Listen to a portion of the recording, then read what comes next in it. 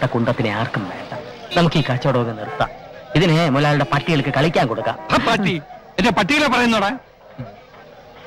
എന്നെ പട്ടിന്ന് വിളിച്ച് എല്ലാം ചുരുട്ടി എടുക്കട്ടെ. ഓ എടുക്ക.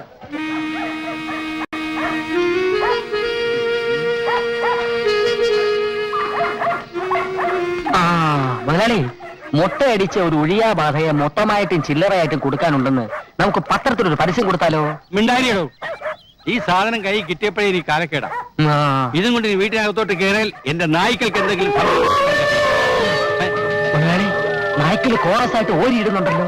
ഈശ്വര, എന്റെ സംശയം ശരിയായിരുന്നു. ഇതിനുള്ള ബാധയെ കണ്ടിട്ടാണ് ഓരിയിടുന്നത്.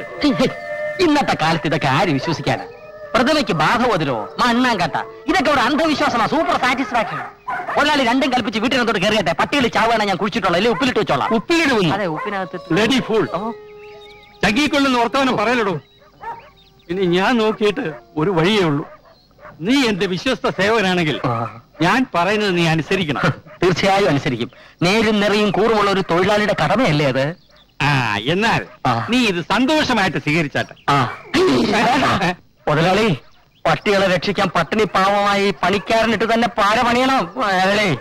നിനക്കിതിലൊന്നും വിശ്വാസമില്ലെന്നല്ലേ പറഞ്ഞത്? ഇതെന്താ എന്ന് ഞാൻ പറഞ്ഞു പറഞ്ഞടാ.